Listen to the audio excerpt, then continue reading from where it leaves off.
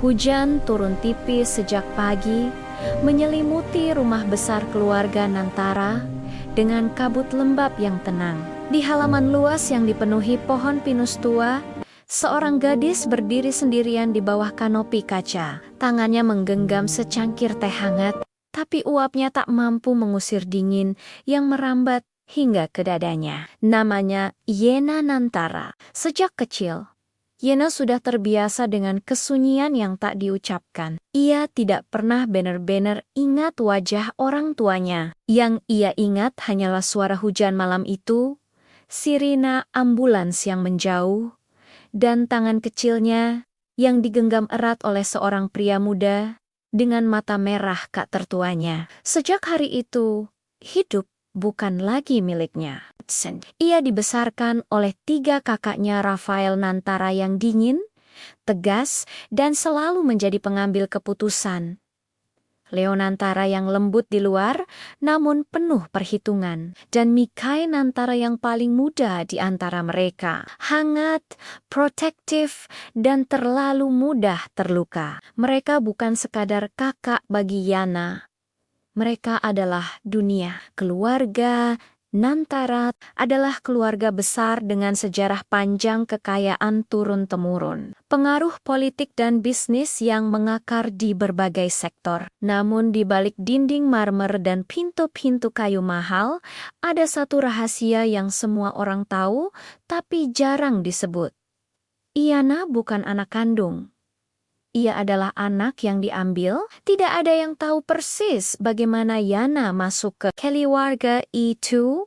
Ada yang bilang, iya, kerabat jauh. Ada yang berbisik, ia hanya titipan. Namun bagi 3 kakaknya, Yana adalah sesuatu yang lebih berharga dari sekadar darah. Sejak kecil, Yana tumbuh di bawah pengawasan ketat. Ia belajar etika, bisnis, seni, dan politik. Sejak usia belia, segala geraknya diawasi. Setiap pilihannya dipertimbangkan. Ia tidak pernah bebas, tapi ia juga tidak pernah kekurangan apapun. Dan yang paling penting, ia dicintai. Setidaknya begitu yang ia yakini. Setiap pagi, Rafael memastikan jadwalnya tertata sempurna. Leon mengajarinya berbicara di depan umum dan membaca situasi sosial. Mikhail selalu menjemputnya sepulang sekolah, memastikan tidak ada yang menyakitinya. Yena tumbuh dengan keyakinan sederhana. Selama aku patuh, aku akan selalu menjadi bagian dari keluarga ini. Keyakinan itu bertahan hingga ia berusia 17 tahun. Pada usia itu, Yena mulai mendengar bisikan-bisikan halus di balik pintu tertutup. Kata-kata seperti masa depan, aliansi, dan pertunangan mulai sering terdengar di ruang rapat keluarga. Awalnya Yena tidak mengerti, hingga suatu malam Rafael memanggilnya ke ruang kerja. Duduk, kata Rafael singkat tanpa menoleh dari berkas-berkas di mejanya. Yena duduk dengan punggung tegak. Seperti yang selalu diajarkan, jantungnya berdegup lebih cepat dari biasanya. Kau sudah cukup dewasa, Lan Rafael. Sudah waktunya kau tahu posisi dan tanggung jawabmu. Leon berdiri di dekat jendela, sementara Mikhail bersandar di dinding. Ekspresinya sulit dibaca. Keluarga ini membutuhkan stabilitas. Rafael melanjutkan, dan kau Al adalah kunci dari itu. Yena menelan ludah. Maksud kakak Rafael akhirnya menatapnya. Tatapan itu tajam, penuh perhitungan. Bukan tatapan seorang kakak pada adiknya, melainkan seorang pemimpin pada aset penting. Kau akan bertunangan setelah ulang tahunmu yang ke-18. Dunia Yanas akan berhenti. Dengan siapa? Tanyanya lirih. Tak ada jawaban langsung. Leon mengalihkan pandangan, Mikhail mengepalkan tangan, dan di sanalah Yena mulai menyadari sesuatu yang selama ini ia abaikan. Cinta keluarga Nantara selalu memiliki harga. Sejak malam itu, hidup Yana berubah menjadi hitungan mundur. Gaun-gaun mulai berdatangan. Etika perjamuan kembali diasah. Setiap geraknya diawasi lebih ketat. Senyumnya harus sempurna, sikapnya harus tanpa celah. Namun di balik semua itu, Yena tidak memberontak karena ia tidak punya hak. Ia bukan anak kandung. Ia tidak boleh memilih. Hari tahunnya semakin dekat. Rumah besar itu mulai dihias. Undangan dicetak dengan tinta emas. Media diam-diam sudah diberi bocoran tentang peristiwa penting keluarga Nantara. Namun satu hal yang tidak diketahui, Yana adalah takdir telah menyiapkan kejutan yang akan menghapus seluruh posisinya dalam satu malam. Dan hujan pagi itu yang turun lembut di halaman rumah adalah pertanda awal kehancuran yang belum ia sadari. Yena mengangkat cangkir tehnya, menatap pantulan wajahnya di kaca. Wajah seorang gadis yang selalu patuh, selalu tersenyum, selalu siap digantikan tanpa tahu bahwa hidupnya akan segera direnggut oleh seseorang yang bahkan belum pernah ia temui. Pagi itu, rumah keluarga Nantara terbangun lebih awal. Dari pelayan berlalu lalang sejak fajar, membawa baki perak, rangkaian bunga segar, dan kotak-kotak berisi perhiasan mahal. Aula utama yang biasanya dingin dan sunyi kini dipenuhi kilau kristal, kain sutra, dan aroma bunga lili. Putih bunga yang selalu dianggap melambangkan kemurnian dan kepatuhan.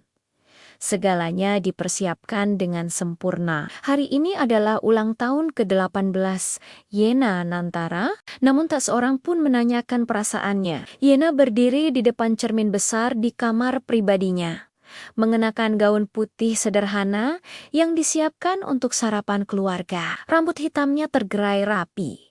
Wajahnya dipoles tipis, ia terlihat cantik-cantik dengan cara yang tenang, patuh, dan nyaris tanpa identitas. Di balik pintu, dua pelayan berbisik pelan. Katanya, hari ini juga diumumkan pertunangannya dengan siapa? Kakaknya sendiri.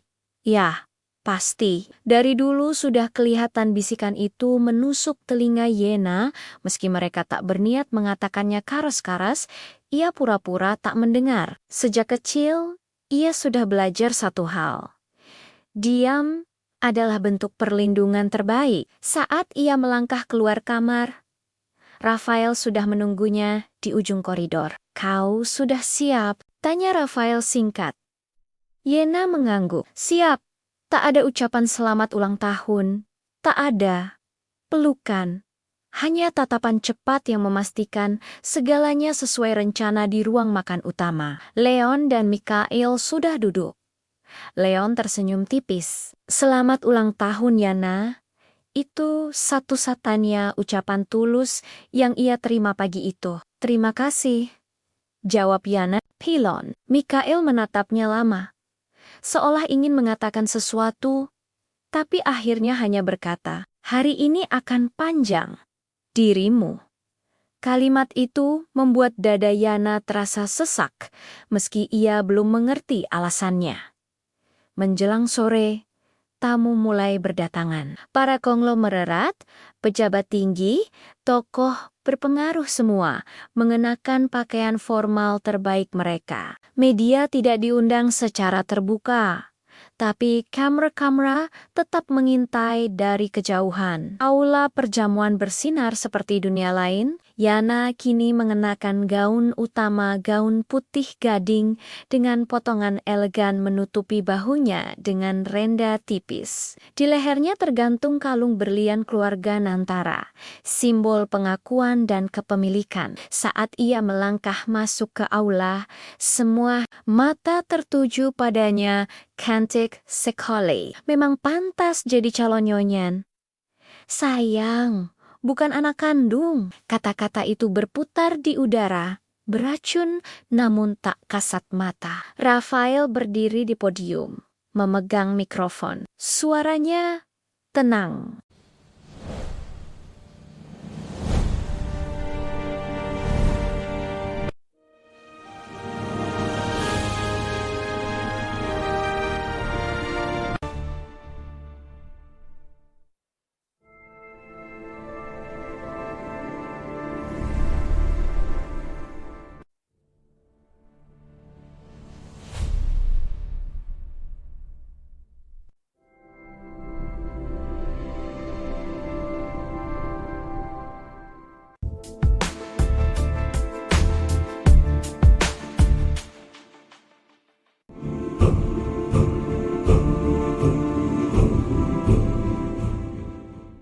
Hujan turun tipis sejak pagi, menyelimuti rumah besar keluarga Nantara dengan kabut lembab yang tenang. Di halaman luas yang dipenuhi pohon pinus tua, seorang gadis berdiri sendirian di bawah kanopi kaca. Tangannya menggenggam secangkir teh hangat, tapi uapnya tak mampu mengusir dingin yang merambat hingga ke dadanya. Namanya Yena Nantara. Sejak kecil, Yena sudah terbiasa dengan kesunyian yang tak diucapkan. Ia tidak pernah benar-benar ingat wajah orang tuanya. Yang ia ingat hanyalah suara hujan malam itu, sirina ambulans yang menjauh, dan tangan kecilnya yang digenggam erat oleh seorang pria muda dengan mata merah kak tertuanya. Sejak hari itu, hidup bukan lagi miliknya. Ia dibesarkan oleh 3 kakaknya Rafael Nantara yang dingin, tegas, dan selalu menjadi pengambil keputusan. Leo Nantara yang lembut di luar, namun penuh perhitungan. Dan Mikhail Nantara yang paling muda di antara mereka. Hangat, protektif, dan terlalu mudah terluka. Mereka bukan sekadar kakak bagi Yana. Mereka adalah dunia. Keluarga Nantara adalah keluarga besar dengan sejarah panjang kekayaan turun-temurun. Pengaruh politik dan bisnis yang mengakar di berbagai sektor. Namun di balik dinding marmer dan pintu-pintu kayu mahal, ada satu rahasia yang semua orang tahu, tapi jarang disebut. Yana bukan anak kandung. Ia adalah anak yang diambil. Tidak ada yang tahu persis bagaimana Yana masuk ke keluarga itu. Ada yang bilang, iya, kerabat jauh. Ada yang berbisik, ia hanya titipan. Namun bagi 3 kakaknya, Yana adalah sesuatu yang lebih berharga dari sekadar darah. Sejak kecil, Yana tumbuh di bawah pengawasan ketat. Ia belajar etika, bisnis, seni, dan politik. Sejak usia belia, segala geraknya diawasi. Setiap pilihannya dipertimbangkan. Ia tidak pernah bebas, tapi ia juga tidak pernah kekurangan apapun. Dan yang paling penting, ia dicintai. Setidaknya begitu yang ia yakini. Setiap pagi, Rafael memastikan jadwalnya tertata sempurna. Leon mengajarinya berbicara di depan umum dan membaca situasi sosial. Mikhail selalu menjemputnya sepulang sekolah, memastikan tidak ada yang menyakitinya. Yena tumbuh dengan keyakinan sederhana. Selama aku patuh, aku akan selalu menjadi bagian dari keluarga ini. Keyakinan itu bertahan hingga ia berusia 17 tahun. Pada usia itu, Yena mulai mendengar bisikan-bisikan halus di balik pintu tertutup. Kata-kata seperti masa depan, aliansi, dan pertunangan mulai sering terdengar di ruang rapat keluarga. Awalnya Yena tidak mengerti, hingga suatu malam Rafael memanggilnya ke ruang kerja. Duduk, kata Rafael singkat tanpa menoleh dari berkas-berkas di mejanya. Yena duduk dengan punggung tegak. Seperti yang selalu diajarkan, jantungnya berdegup lebih cepat dari biasanya. Kau sudah cukup dewasa, Lan Rafael. Sudah waktunya kau tahu posisi dan tanggung jawabmu. Leon berdiri di dekat jendela, sementara Mikhail bersandar di dinding. Ekspresinya sulit dibaca. Keluarga ini membutuhkan stabilitas. Rafael melanjutkan, dan kau Al adalah kunci dari itu. Yena menelan ludah. Maksud kakak Rafael akhirnya menatapnya.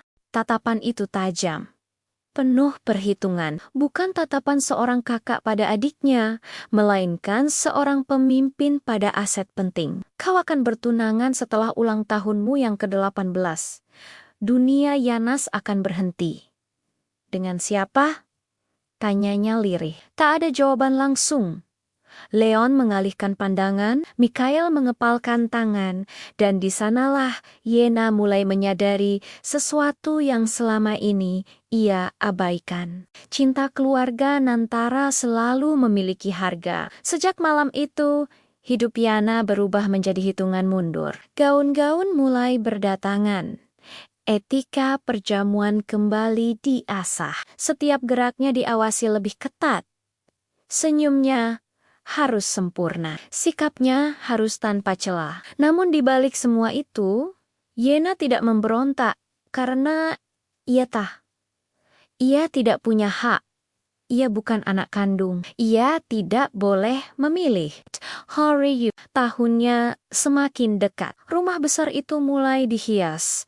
Undangan dicetak dengan tinta emas. Media diam-diam sudah diberi bocoran tentang peristiwa penting keluarga Nantara. Namun satu hal yang tidak diketahui, Yana adalah takdir telah menyiapkan kejutan yang akan menghapus seluruh posisinya dalam satu malam. Dan hujan pagi itu yang turun lembut di halaman rumah adalah pertanda awal kehancuran yang belum ia sadari. Yena mengangkat cangkir tehnya, menatap pantulan wajahnya di kaca. Wajah seorang gadis yang selalu patuh, selalu tersenyum, selalu siap digantikan tanpa tahu bahwa hidupnya akan segera direnggut oleh seseorang yang bahkan belum pernah ia temui. Pagi itu, rumah keluarga Nantara terbangun lebih awal.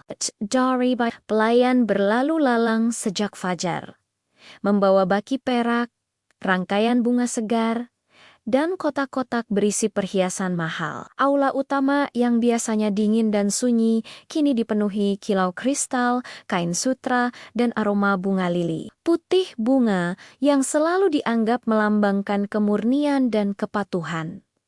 Segalanya dipersiapkan dengan sempurna. Hari ini adalah ulang tahun ke-18 Yena Nantara, namun tak seorang pun menanyakan perasaannya. Yena berdiri di depan cermin besar di kamar pribadinya, mengenakan gaun putih sederhana yang disiapkan untuk sarapan keluarga. Rambut hitamnya tergerai rapi.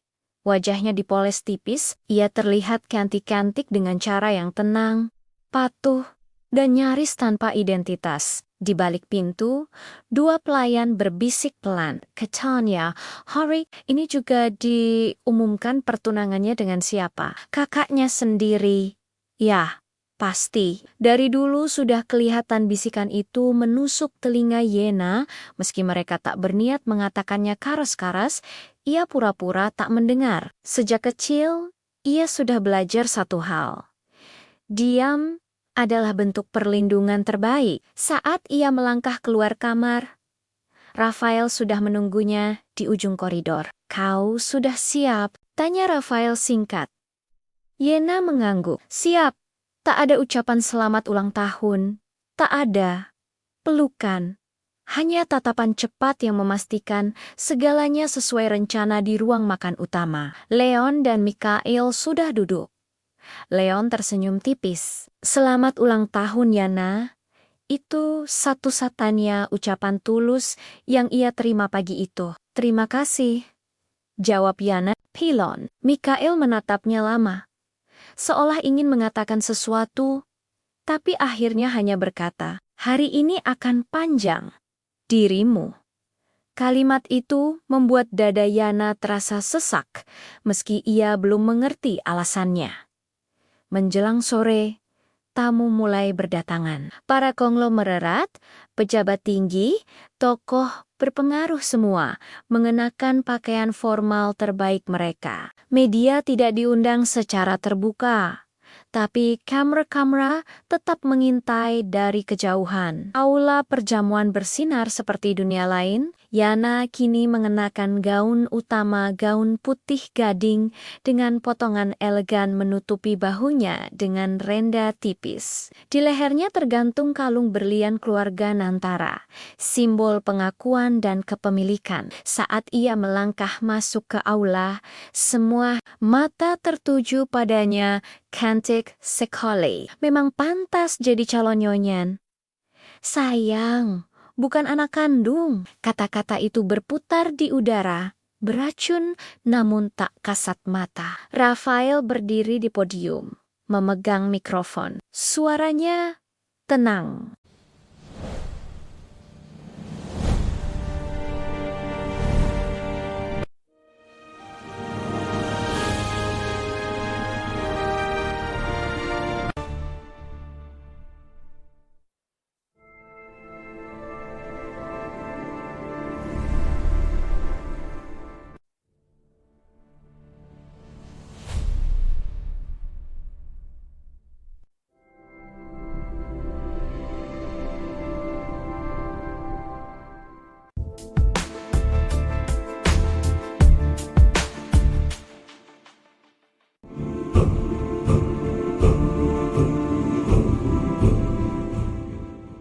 Hujan turun tipis sejak pagi, menyelimuti rumah besar keluarga Nantara dengan kabut lembab yang tenang.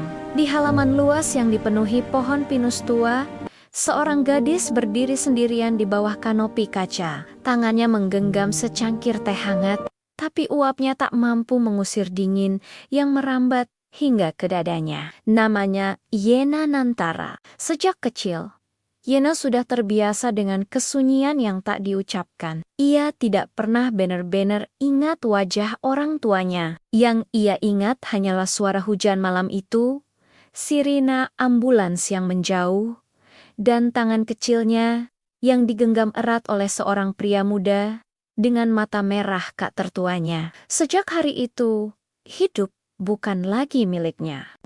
Ia dibesarkan oleh 3 kakaknya Rafael Nantara yang dingin, tegas, dan selalu menjadi pengambil keputusan. Leo Nantara yang lembut di luar, namun penuh perhitungan. Dan Mikhail Nantara yang paling muda di antara mereka. Hangat, protektif, dan terlalu mudah terluka. Mereka bukan sekadar kakak bagi Yana. Mereka adalah dunia. Keluarga Nantara adalah keluarga besar dengan sejarah panjang kekayaan turun-temurun. Pengaruh politik dan bisnis yang mengakar di berbagai sektor. Namun di balik dinding marmer dan pintu-pintu kayu mahal, ada satu rahasia yang semua orang tahu, tapi jarang disebut. Iyana bukan anak kandung. Ia adalah anak yang diambil. Tidak ada yang tahu persis bagaimana Yana masuk ke keluarga itu. Ada yang bilang, iya, kerabat jauh. Ada yang berbisik, ia hanya titipan. Namun bagi 3 kakaknya, Yana adalah sesuatu yang lebih berharga dari sekadar darah. Sejak kecil, Yana tumbuh di bawah pengawasan ketat. Ia belajar etika, bisnis, seni, dan politik. Sejak usia belia, segala geraknya diawasi. Setiap pilihannya dipertimbangkan. Ia tidak pernah bebas, tapi ia juga tidak pernah kekurangan apapun.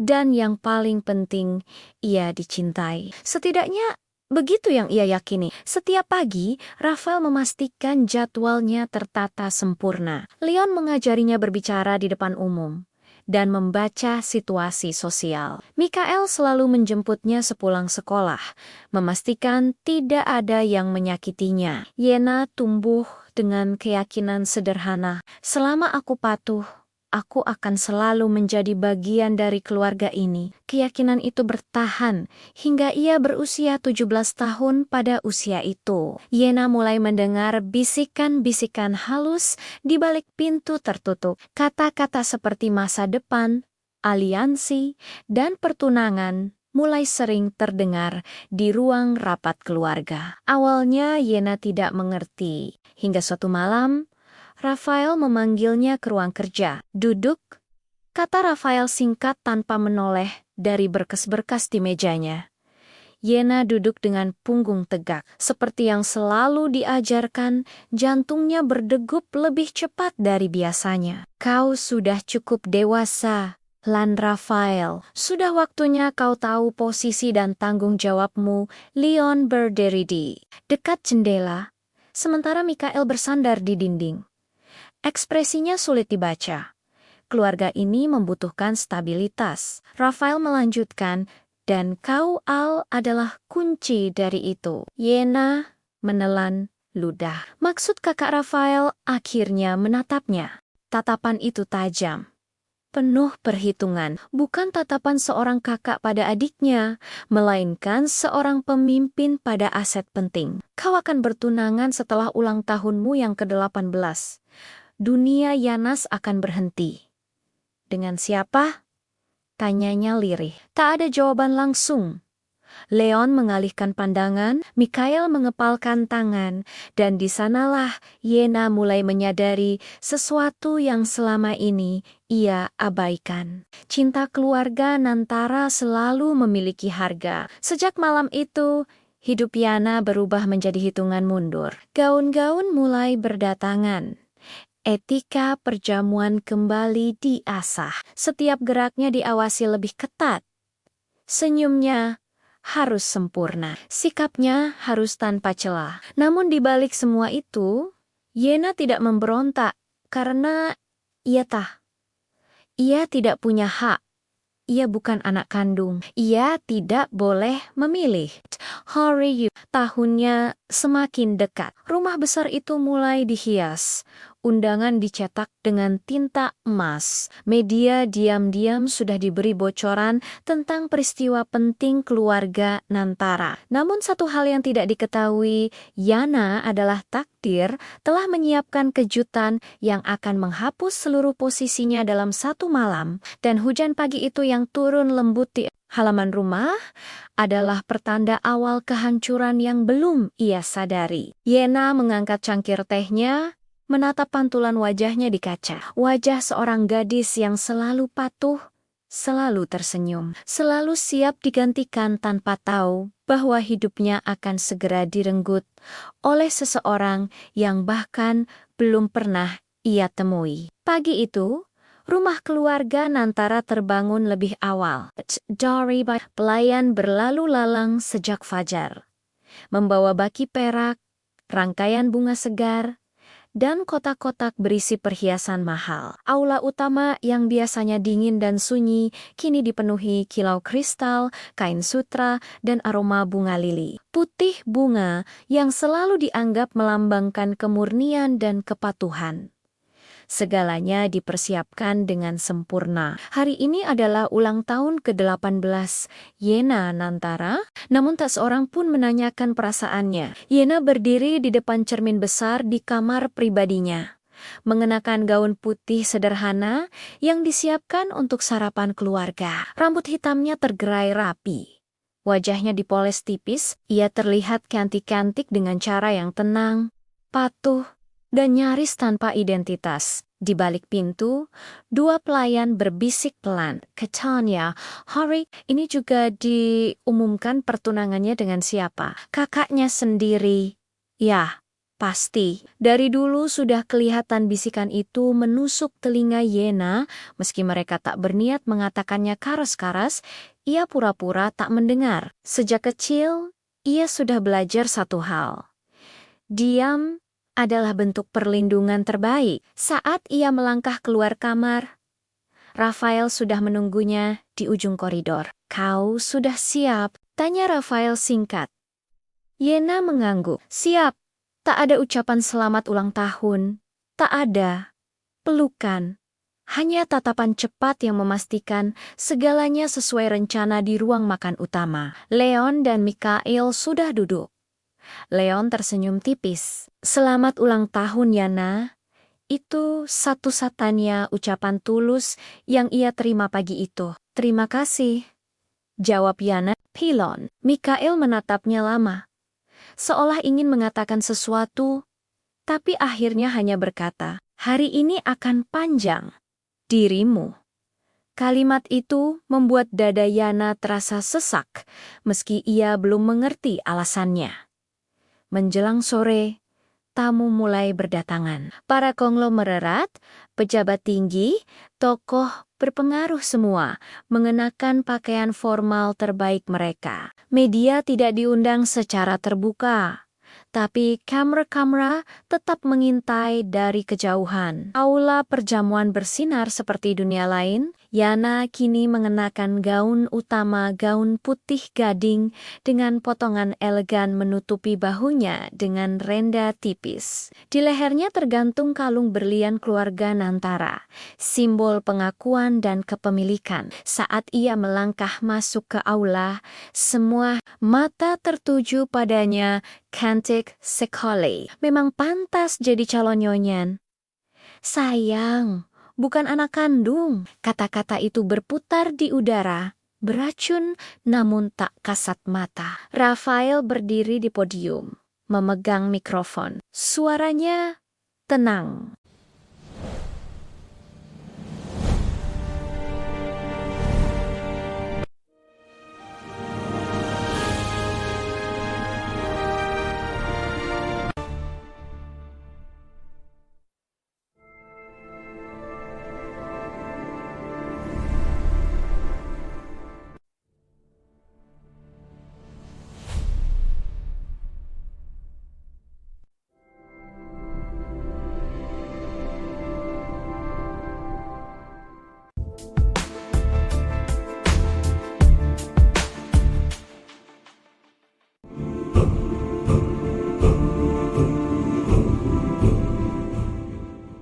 Hujan turun tipis sejak pagi, menyelimuti rumah besar keluarga Nantara dengan kabut lembab yang tenang.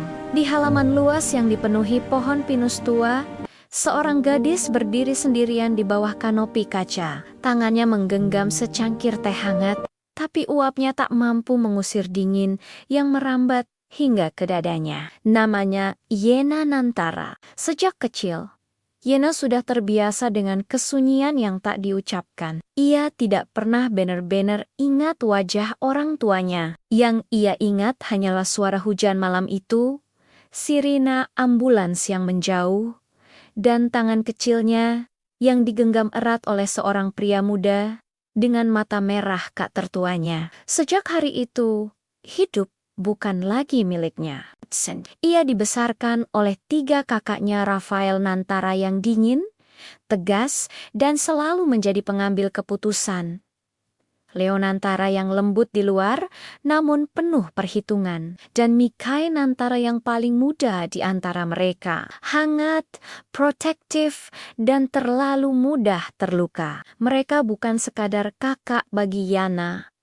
Mereka adalah dunia. Keluarga Nantara adalah keluarga besar dengan sejarah panjang kekayaan turun-temurun. Pengaruh politik dan bisnis yang mengakar di berbagai sektor. Namun di balik dinding marmer dan pintu-pintu kayu mahal, ada satu rahasia yang semua orang tahu, tapi jarang disebut. Yana bukan anak kandung. Ia adalah anak yang diambil. Tidak ada yang tahu persis bagaimana Yana masuk ke keluarga itu.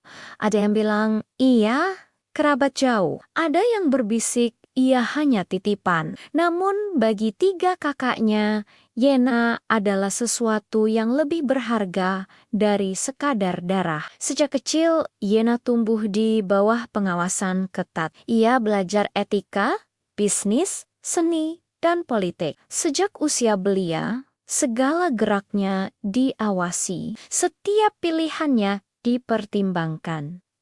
Ia tidak pernah bebas, tapi ia juga tidak pernah kekurangan apapun.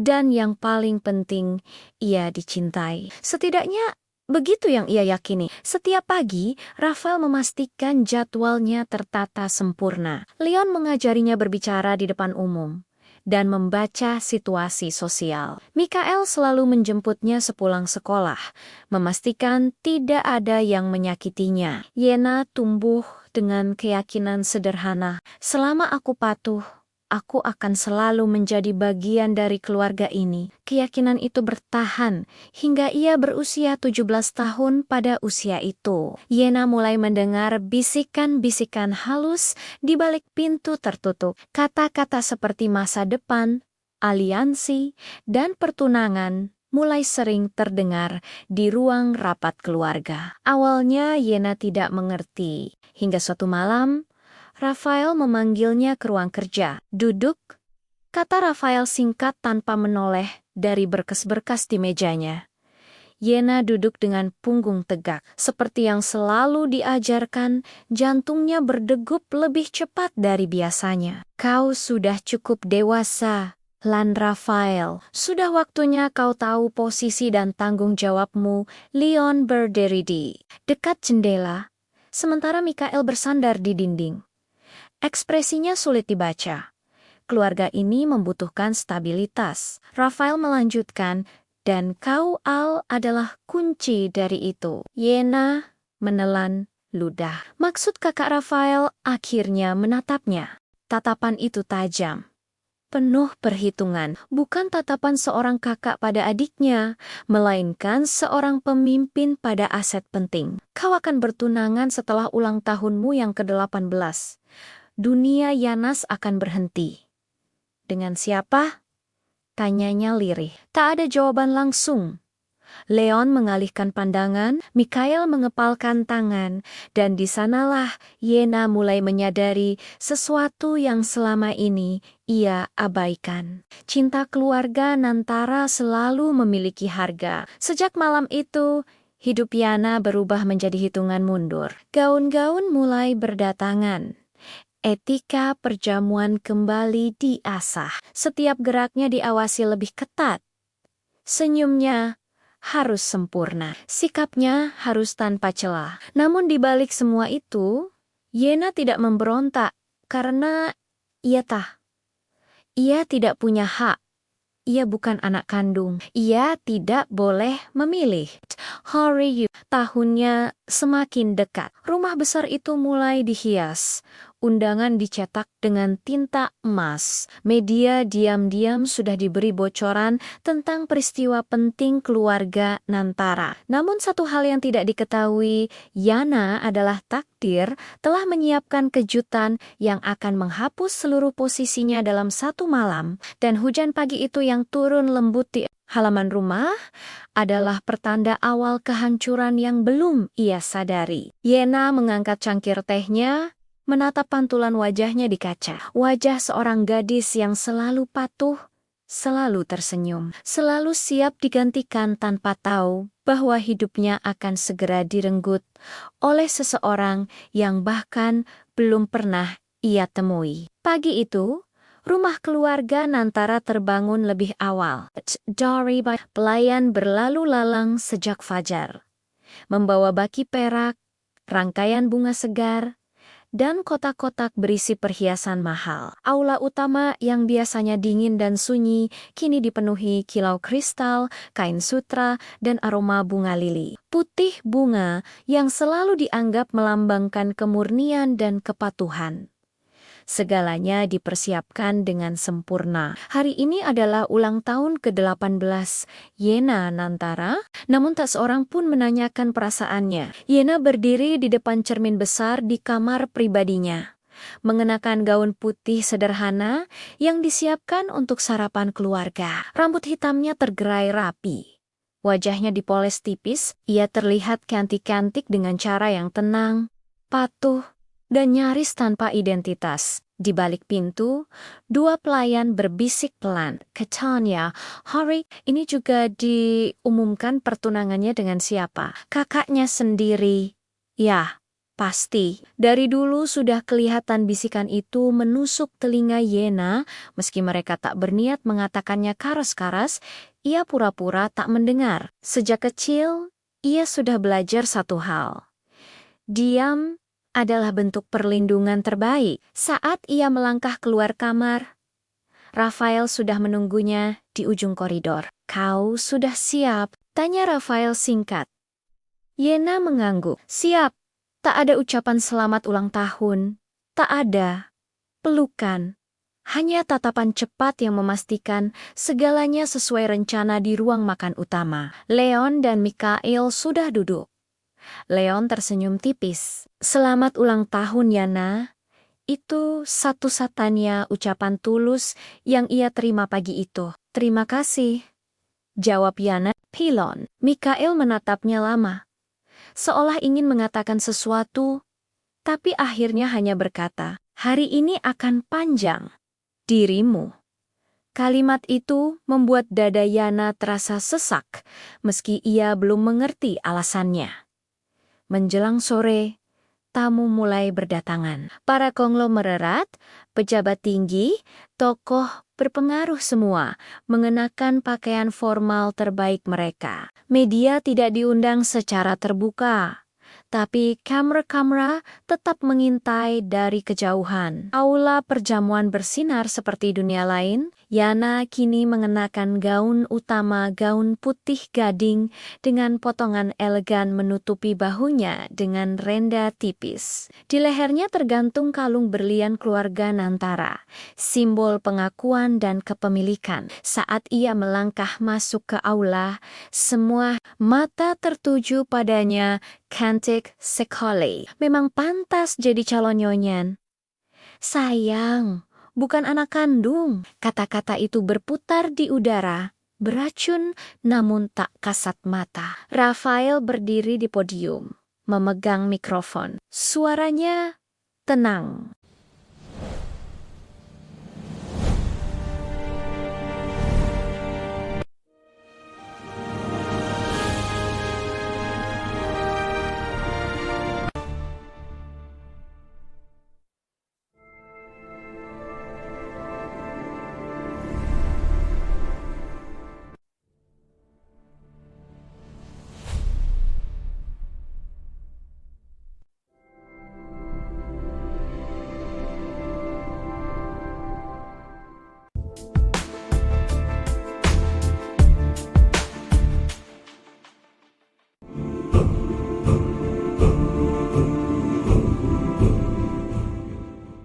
Hujan turun tipis sejak pagi, menyelimuti rumah besar keluarga Nantara dengan kabut lembab yang tenang. Di halaman luas yang dipenuhi pohon pinus tua, seorang gadis berdiri sendirian di bawah kanopi kaca. Tangannya menggenggam secangkir teh hangat, tapi uapnya tak mampu mengusir dingin yang merambat hingga ke dadanya. Namanya Yena Nantara. Sejak kecil, Yena sudah terbiasa dengan kesunyian yang tak diucapkan. Ia tidak pernah benar-benar ingat wajah orang tuanya. Yang ia ingat hanyalah suara hujan malam itu, sirina ambulans yang menjauh, dan tangan kecilnya yang digenggam erat oleh seorang pria muda dengan mata merah kak tertuanya. Sejak hari itu, hidup bukan lagi miliknya. Ia dibesarkan oleh 3 kakaknya Rafael Nantara yang dingin, tegas, dan selalu menjadi pengambil keputusan. Leo Nantara yang lembut di luar, namun penuh perhitungan. Dan Mikhail Nantara yang paling muda di antara mereka. Hangat, protektif, dan terlalu mudah terluka. Mereka bukan sekadar kakak bagi Yana. Mereka adalah dunia. Keluarga Nantara adalah keluarga besar dengan sejarah panjang kekayaan turun-temurun. Pengaruh politik dan bisnis yang mengakar di berbagai sektor. Namun di balik dinding marmer dan pintu-pintu kayu mahal, ada satu rahasia yang semua orang tahu, tapi jarang disebut. Yana bukan anak kandung. Ia adalah anak yang diambil. Tidak ada yang tahu persis bagaimana Yana masuk ke keluarga itu.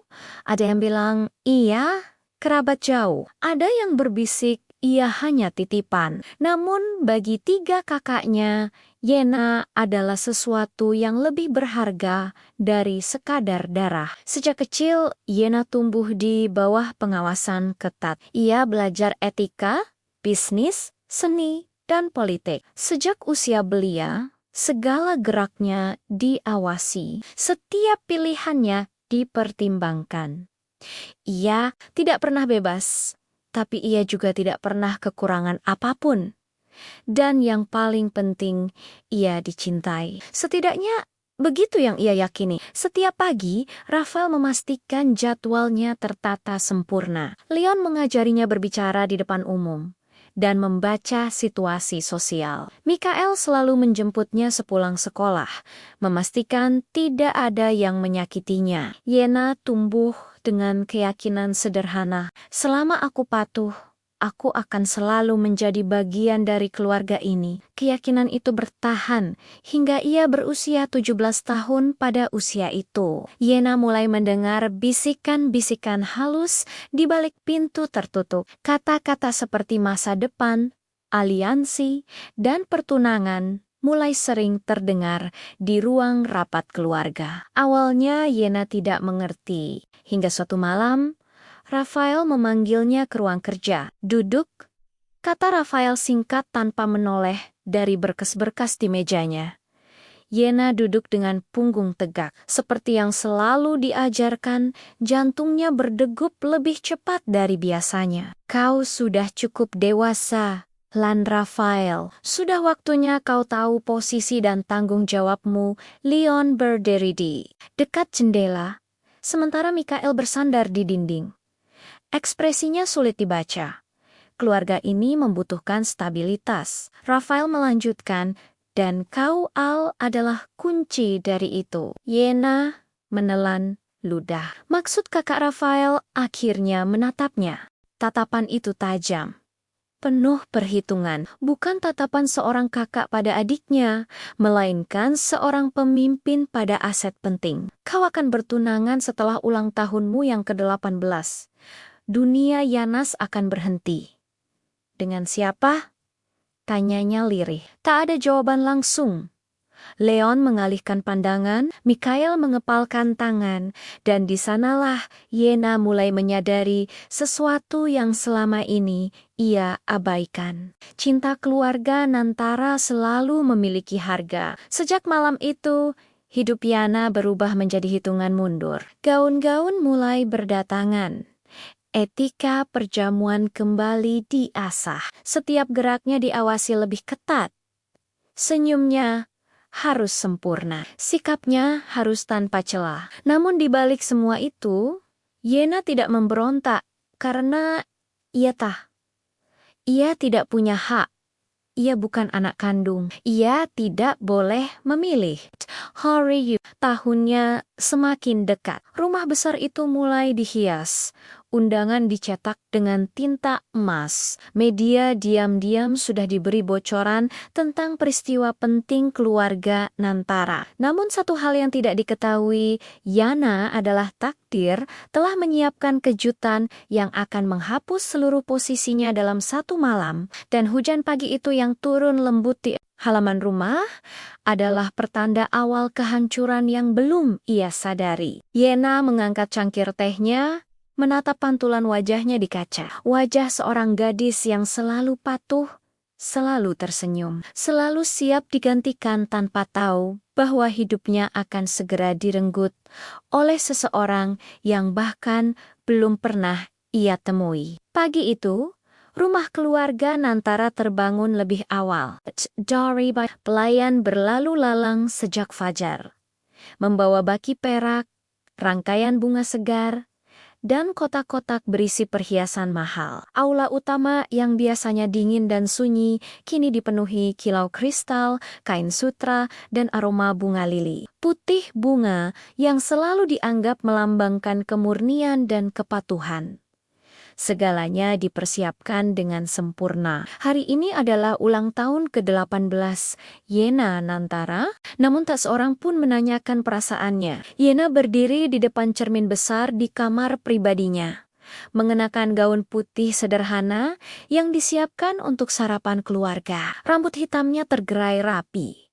Wajahnya dipoles tipis, ia terlihat cantik-cantik dengan cara yang tenang, patuh, dan nyaris tanpa identitas. Di balik pintu, dua pelayan berbisik pelan. Katanya, hari ini juga diumumkan pertunangannya dengan siapa? Kakaknya sendiri. Ya, pasti. Dari dulu sudah kelihatan bisikan itu menusuk telinga Yena, meski mereka tak berniat mengatakannya karas-karas, ia pura-pura tak mendengar. Sejak kecil, ia sudah belajar satu hal. Diam adalah bentuk perlindungan terbaik. Saat ia melangkah keluar kamar, Rafael sudah menunggunya di ujung koridor. "Kau sudah siap?" tanya Rafael singkat. Yena mengangguk. "Siap." Tak ada ucapan selamat ulang tahun. Tak ada pelukan. Hanya tatapan cepat yang memastikan segalanya sesuai rencana di ruang makan utama. Leon dan Mikael sudah duduk. Leon tersenyum tipis. "Selamat ulang tahun, Yana." Itu satu-satunya ucapan tulus yang ia terima pagi itu. "Terima kasih," jawab Yana. Pilon. Mikael menatapnya lama, seolah ingin mengatakan sesuatu, tapi akhirnya hanya berkata, "Hari ini akan panjang. Dirimu." Kalimat itu membuat dada Yana terasa sesak, meski ia belum mengerti alasannya. Menjelang sore, tamu mulai berdatangan. Para konglomerat, pejabat tinggi, tokoh berpengaruh semua mengenakan pakaian formal terbaik mereka. Media tidak diundang secara terbuka, tapi kamera-kamera tetap mengintai dari kejauhan. Aula perjamuan bersinar seperti dunia lain. Yana kini mengenakan gaun utama, gaun putih gading dengan potongan elegan menutupi bahunya dengan renda tipis. Di lehernya tergantung kalung berlian keluarga Nantara, simbol pengakuan dan kepemilikan. Saat ia melangkah masuk ke aula, semua mata tertuju padanya. Cantik sekali. Memang pantas jadi calon nyonyan.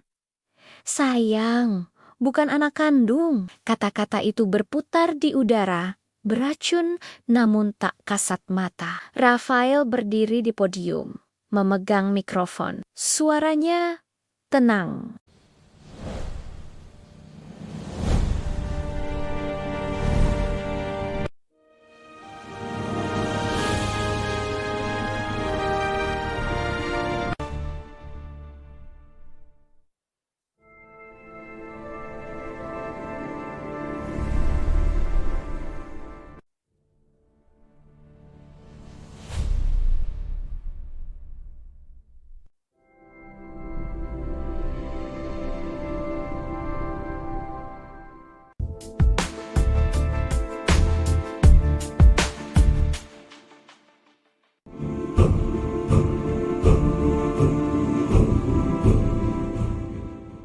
Hujan turun tipis sejak pagi, menyelimuti rumah besar keluarga Nantara dengan kabut lembab yang tenang.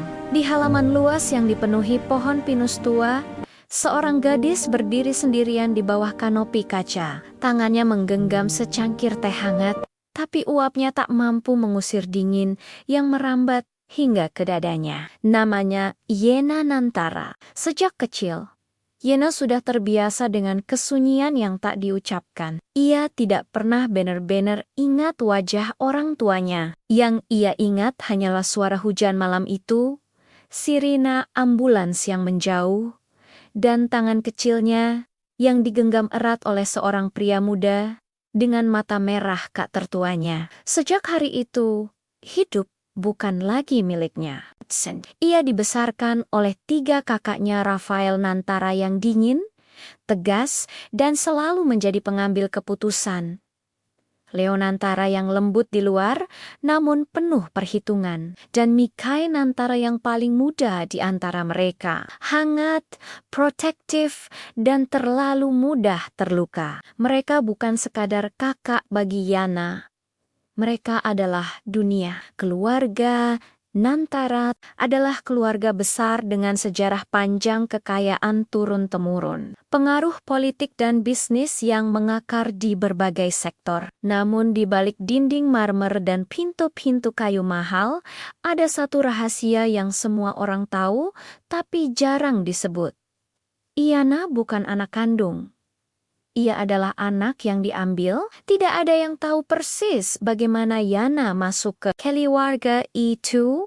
Ada yang bilang, iya, kerabat jauh. Ada yang berbisik, ia hanya titipan. Namun bagi 3 kakaknya, Yana adalah sesuatu yang lebih berharga dari sekadar darah. Sejak kecil, Yana tumbuh di bawah pengawasan ketat. Ia belajar etika, bisnis, seni, dan politik. Sejak usia belia, segala geraknya diawasi. Setiap pilihannya dipertimbangkan.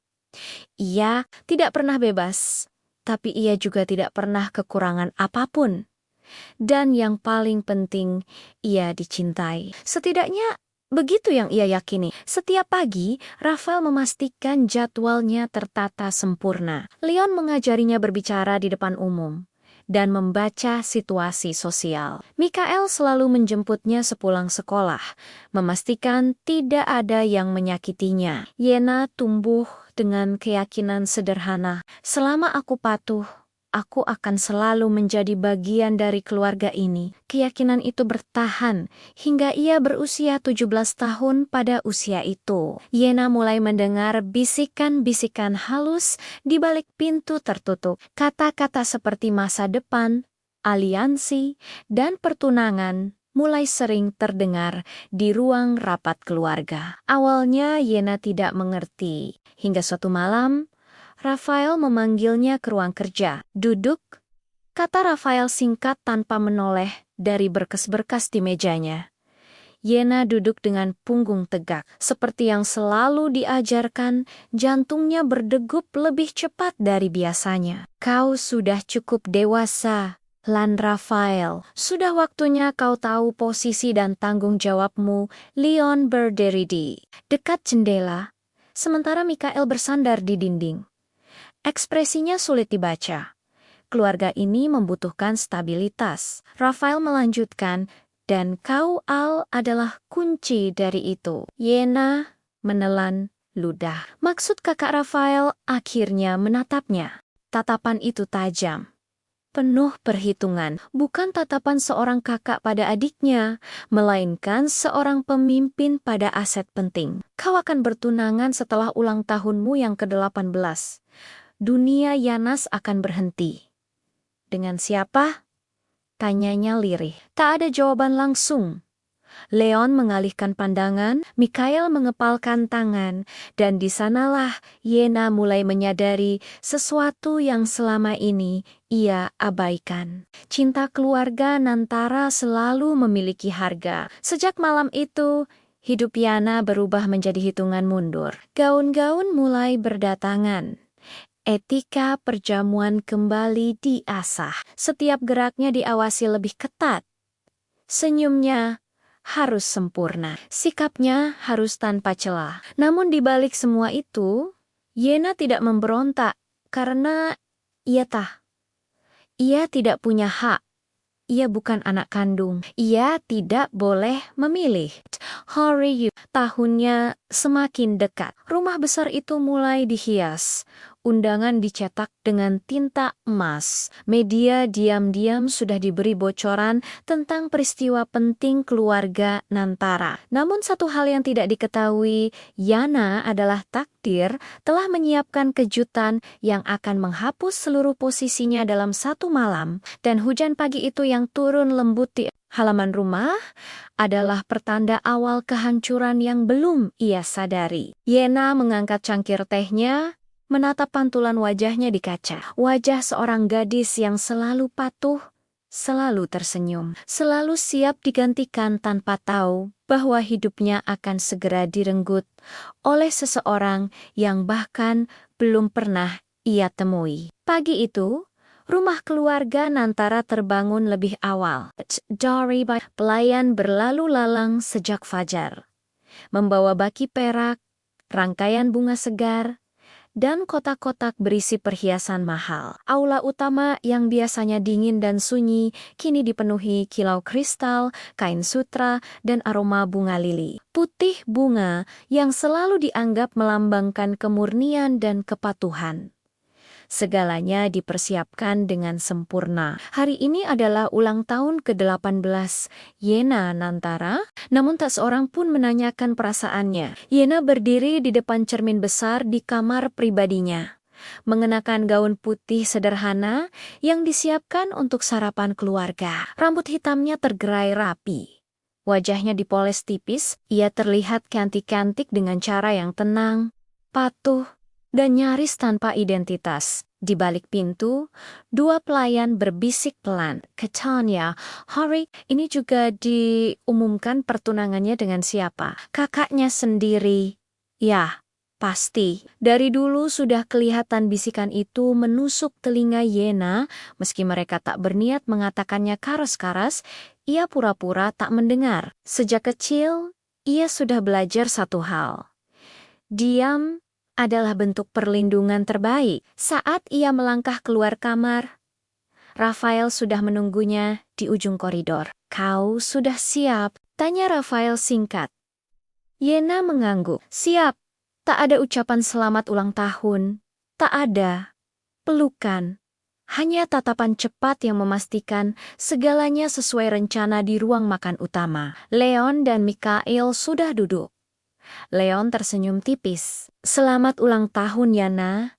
Itu satu-satunya ucapan tulus yang ia terima pagi itu. "Terima kasih," jawab Yana. Pilon. Mikael menatapnya lama, seolah ingin mengatakan sesuatu, tapi akhirnya hanya berkata, "Hari ini akan panjang. Dirimu." Kalimat itu membuat dada Yana terasa sesak, meski ia belum mengerti alasannya. Menjelang sore, tamu mulai berdatangan. Para konglomerat, pejabat tinggi, tokoh berpengaruh semua mengenakan pakaian formal terbaik mereka. Media tidak diundang secara terbuka, tapi kamera-kamera tetap mengintai dari kejauhan. Aula perjamuan bersinar seperti dunia lain. Yana kini mengenakan gaun utama, gaun putih gading dengan potongan elegan menutupi bahunya dengan renda tipis. Di lehernya tergantung kalung berlian keluarga Nantara, simbol pengakuan dan kepemilikan. Saat ia melangkah masuk ke aula, semua mata tertuju padanya. Cantik sekali. Memang pantas jadi calon nyonyan. "Sayang, bukan anak kandung." Kata-kata itu berputar di udara, beracun namun tak kasat mata. Rafael berdiri di podium, memegang mikrofon. Suaranya tenang.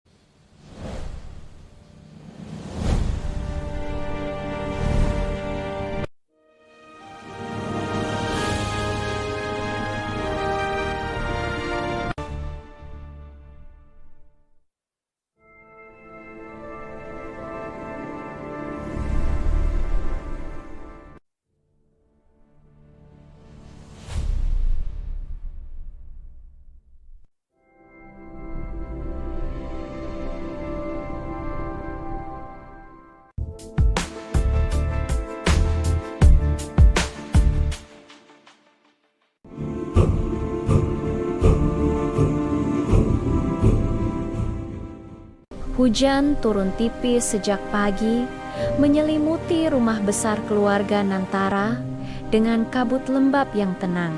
Di halaman luas yang dipenuhi pohon pinus tua, seorang gadis berdiri sendirian di bawah kanopi kaca. Tangannya menggenggam secangkir teh hangat, tapi uapnya tak mampu mengusir dingin yang merambat hingga ke dadanya. Namanya Yena Nantara. Sejak kecil, Yena sudah terbiasa dengan kesunyian yang tak diucapkan. Ia tidak pernah benar-benar ingat wajah orang tuanya. Yang ia ingat hanyalah suara hujan malam itu, sirina ambulans yang menjauh, dan tangan kecilnya yang digenggam erat oleh seorang pria muda dengan mata merah kak tertuanya. Sejak hari itu, hidup bukan lagi miliknya. Ia dibesarkan oleh 3 kakaknya Rafael Nantara yang dingin, tegas, dan selalu menjadi pengambil keputusan. Leo Nantara yang lembut di luar, namun penuh perhitungan. Dan Mikhail Nantara yang paling muda di antara mereka. Hangat, protektif, dan terlalu mudah terluka. Mereka bukan sekadar kakak bagi Yana. Mereka adalah dunia. Keluarga Nantara adalah keluarga besar dengan sejarah panjang kekayaan turun-temurun. Pengaruh politik dan bisnis yang mengakar di berbagai sektor. Namun di balik dinding marmer dan pintu-pintu kayu mahal, ada satu rahasia yang semua orang tahu, tapi jarang disebut. Yana bukan anak kandung. Ia adalah anak yang diambil. Tidak ada yang tahu persis bagaimana Yana masuk ke keluarga itu.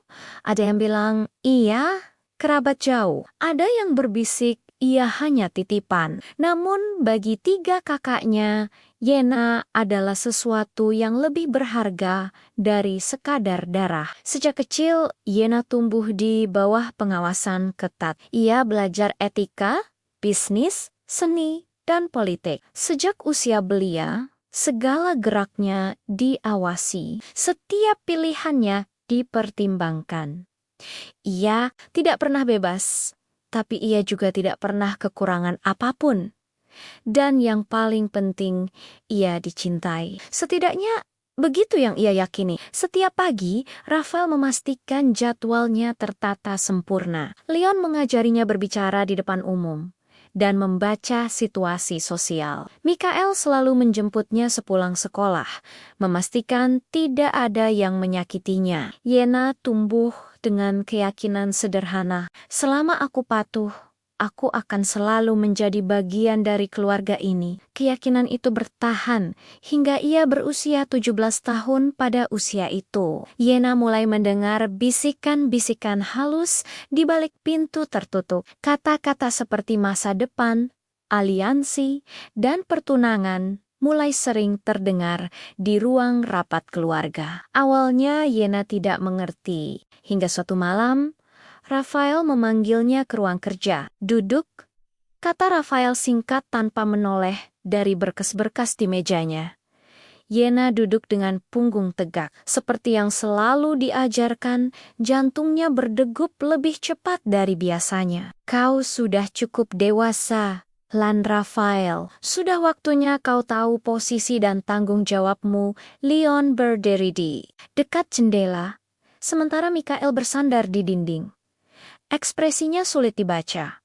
Keluarga ini membutuhkan stabilitas. Rafael melanjutkan, dan kau adalah kunci dari itu. Yena menelan ludah. Maksud kakak Rafael akhirnya menatapnya. Tatapan itu tajam, penuh perhitungan. Bukan tatapan seorang kakak pada adiknya, melainkan seorang pemimpin pada aset penting. Kau akan bertunangan setelah ulang tahunmu yang ke-18. Dunia Yanas akan berhenti. Dengan siapa? Tanyanya lirih. Tak ada jawaban langsung.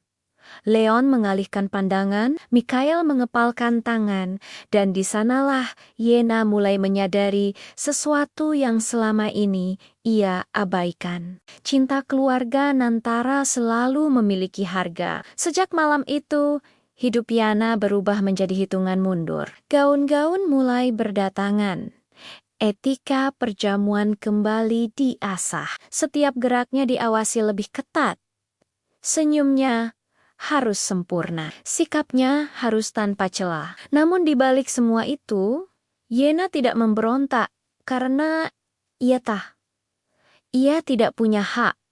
Ia bukan anak kandung. Ia tidak boleh memilih. Hari tahunnya semakin dekat. Rumah besar itu mulai dihias. Undangan dicetak dengan tinta emas. Media diam-diam sudah diberi bocoran tentang peristiwa penting keluarga Nantara. Namun satu hal yang tidak diketahui, Yana adalah takdir telah menyiapkan kejutan yang akan menghapus seluruh posisinya dalam satu malam. Dan hujan pagi itu yang turun lembut di halaman rumah adalah pertanda awal kehancuran yang belum ia sadari. Yena mengangkat cangkir tehnya, menatap pantulan wajahnya di kaca. Wajah seorang gadis yang selalu patuh, selalu tersenyum, selalu siap digantikan tanpa tahu bahwa hidupnya akan segera direnggut oleh seseorang yang bahkan belum pernah ia temui. Pagi itu, rumah keluarga Nantara terbangun lebih awal. Dari pelayan berlalu lalang sejak fajar, membawa baki perak, rangkaian bunga segar, dan kotak-kotak berisi perhiasan mahal. Aula utama yang biasanya dingin dan sunyi kini dipenuhi kilau kristal, kain sutra, dan aroma bunga lili. Putih bunga yang selalu dianggap melambangkan kemurnian dan kepatuhan. Segalanya dipersiapkan dengan sempurna. Hari ini adalah ulang tahun ke-18 Yena Nantara, namun tak seorang pun menanyakan perasaannya. Yena berdiri di depan cermin besar di kamar pribadinya, mengenakan gaun putih sederhana yang disiapkan untuk sarapan keluarga. Rambut hitamnya tergerai rapi. Wajahnya dipoles tipis, ia terlihat cantik-cantik dengan cara yang tenang, patuh, dan nyaris tanpa identitas. Di balik pintu, dua pelayan berbisik pelan. Katanya, hari ini juga diumumkan pertunangannya dengan siapa? Kakaknya sendiri. Ya, pasti. Dari dulu sudah kelihatan bisikan itu menusuk telinga Yena, meski mereka tak berniat mengatakannya karas-karas, ia pura-pura tak mendengar. Sejak kecil, ia sudah belajar satu hal. Diam adalah bentuk perlindungan terbaik. Saat ia melangkah keluar kamar, Rafael sudah menunggunya di ujung koridor. "Kau sudah siap?" tanya Rafael singkat. Yena mengangguk. "Siap." Tak ada ucapan selamat ulang tahun. Tak ada pelukan. Hanya tatapan cepat yang memastikan segalanya sesuai rencana di ruang makan utama. Leon dan Mikael sudah duduk. Leon tersenyum tipis. "Selamat ulang tahun, Yana." Itu satu-satunya ucapan tulus yang ia terima pagi itu. "Terima kasih," jawab Yana. Pilon. Mikael menatapnya lama, seolah ingin mengatakan sesuatu, tapi akhirnya hanya berkata, "Hari ini akan panjang. Dirimu." Kalimat itu membuat dada Yana terasa sesak, meski ia belum mengerti alasannya. Menjelang sore, tamu mulai berdatangan. Para konglomerat, pejabat tinggi, tokoh berpengaruh semua mengenakan pakaian formal terbaik mereka. Media tidak diundang secara terbuka, tapi kamera-kamera tetap mengintai dari kejauhan. Aula perjamuan bersinar seperti dunia lain. Yana kini mengenakan gaun utama, gaun putih gading dengan potongan elegan menutupi bahunya dengan renda tipis. Di lehernya tergantung kalung berlian keluarga Nantara, simbol pengakuan dan kepemilikan. Saat ia melangkah masuk ke aula, semua mata tertuju padanya. Cantik sekali. Memang pantas jadi calon nyonyen. "Sayang, bukan anak kandung." Kata-kata itu berputar di udara, beracun namun tak kasat mata. Rafael berdiri di podium, memegang mikrofon. Suaranya tenang.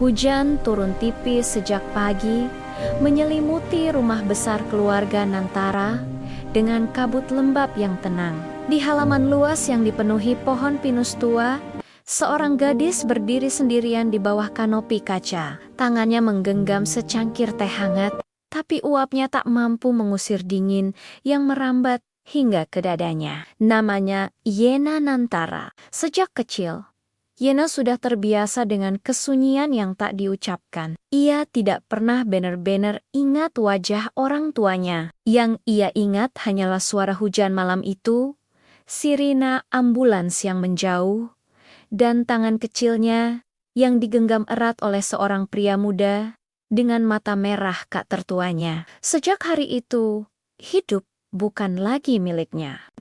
Ia dibesarkan oleh 3 kakaknya Rafael Nantara yang dingin, tegas, dan selalu menjadi pengambil keputusan. Leo Nantara yang lembut di luar, namun penuh perhitungan. Dan Mikhail Nantara yang paling muda di antara mereka. Hangat, protektif, dan terlalu mudah terluka. Mereka bukan sekadar kakak bagi Yana. Mereka adalah dunia. Keluarga Nantara adalah keluarga besar dengan sejarah panjang kekayaan turun-temurun. Pengaruh politik dan bisnis yang mengakar di berbagai sektor. Namun di balik dinding marmer dan pintu-pintu kayu mahal, ada satu rahasia yang semua orang tahu, tapi jarang disebut. Yana bukan anak kandung. Ia adalah anak yang diambil. Tidak ada yang tahu persis bagaimana Yana masuk ke keluarga itu. Ada yang bilang, iya, kerabat jauh. Ada yang berbisik, ia hanya titipan. Namun bagi 3 kakaknya, Yana adalah sesuatu yang lebih berharga dari sekadar darah. Sejak kecil, Yana tumbuh di bawah pengawasan ketat. Ia belajar etika, bisnis, seni, dan politik. Sejak usia belia, segala geraknya diawasi. Setiap pilihannya dipertimbangkan. Ia tidak pernah bebas, tapi ia juga tidak pernah kekurangan apapun. Dan yang paling penting, ia dicintai. Setidaknya begitu yang ia yakini. Setiap pagi, Rafael memastikan jadwalnya tertata sempurna. Leon mengajarinya berbicara di depan umum dan membaca situasi sosial. Mikhail selalu menjemputnya sepulang sekolah, memastikan tidak ada yang menyakitinya. Yena tumbuh dengan keyakinan sederhana. Selama aku patuh, aku akan selalu menjadi bagian dari keluarga ini. Keyakinan itu bertahan hingga ia berusia 17 tahun. Pada usia itu, Yena mulai mendengar bisikan-bisikan halus di balik pintu tertutup. Kata-kata seperti masa depan, aliansi, dan pertunangan mulai sering terdengar di ruang rapat keluarga. Awalnya Yena tidak mengerti, hingga suatu malam Rafael memanggilnya ke ruang kerja. Duduk, kata Rafael singkat tanpa menoleh dari berkas-berkas di mejanya. Yena duduk dengan punggung tegak. Seperti yang selalu diajarkan, jantungnya berdegup lebih cepat dari biasanya. Kau sudah cukup dewasa, Lan Rafael. Sudah waktunya kau tahu posisi dan tanggung jawabmu. Leon berdiri di dekat jendela, sementara Mikhail bersandar di dinding. Ekspresinya sulit dibaca. Keluarga ini membutuhkan stabilitas. Rafael melanjutkan, dan kau Al adalah kunci dari itu. Yena menelan ludah. Maksud kakak Rafael akhirnya menatapnya. Tatapan itu tajam, penuh perhitungan. Bukan tatapan seorang kakak pada adiknya, melainkan seorang pemimpin pada aset penting. Kau akan bertunangan setelah ulang tahunmu yang ke-18. Dunia Yanas akan berhenti. Dengan siapa? Tanyanya lirih. Tak ada jawaban langsung. Leon mengalihkan pandangan, Mikhail mengepalkan tangan, dan di sanalah Yena mulai menyadari sesuatu yang selama ini ia abaikan. Cinta keluarga Nantara selalu memiliki harga. Sejak malam itu, hidup Yana berubah menjadi hitungan mundur. Gaun-gaun mulai berdatangan. Etika perjamuan kembali diasah. Setiap geraknya diawasi lebih ketat. Senyumnya harus sempurna, sikapnya harus tanpa celah. Namun di balik semua itu, Yena tidak memberontak karena ia tidak punya hak. Ia bukan anak kandung. Ia tidak boleh memilih. Hari tahunnya semakin dekat. Rumah besar itu mulai dihias. Undangan dicetak dengan tinta emas. Media diam-diam sudah diberi bocoran tentang peristiwa penting keluarga Nantara. Namun satu hal yang tidak diketahui, Yana adalah takdir telah menyiapkan kejutan yang akan menghapus seluruh posisinya dalam satu malam. Dan hujan pagi itu yang turun lembut di halaman rumah adalah pertanda awal kehancuran yang belum ia sadari. Yena mengangkat cangkir tehnya, menatap pantulan wajahnya di kaca. Wajah seorang gadis yang selalu patuh, selalu tersenyum, selalu siap digantikan tanpa tahu bahwa hidupnya akan segera direnggut oleh seseorang yang bahkan belum pernah ia temui. Pagi itu, rumah keluarga Nantara terbangun lebih awal. Dari pelayan berlalu lalang sejak fajar, membawa baki perak, rangkaian bunga segar, dan kotak-kotak berisi perhiasan mahal. Aula utama yang biasanya dingin dan sunyi kini dipenuhi kilau kristal, kain sutra, dan aroma bunga lili. Putih bunga yang selalu dianggap melambangkan kemurnian dan kepatuhan. Segalanya dipersiapkan dengan sempurna. Hari ini adalah ulang tahun ke-18 Yena Nantara, namun tak seorang pun menanyakan perasaannya. Yena berdiri di depan cermin besar di kamar pribadinya, mengenakan gaun putih sederhana yang disiapkan untuk sarapan keluarga. Rambut hitamnya tergerai rapi.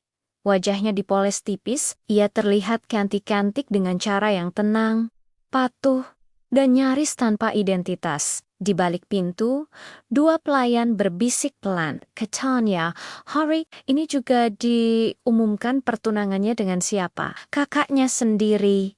Ya, pasti. Dari dulu sudah kelihatan bisikan itu menusuk telinga Yena, meski mereka tak berniat mengatakannya karas-karas, ia pura-pura tak mendengar. Sejak kecil, ia sudah belajar satu hal.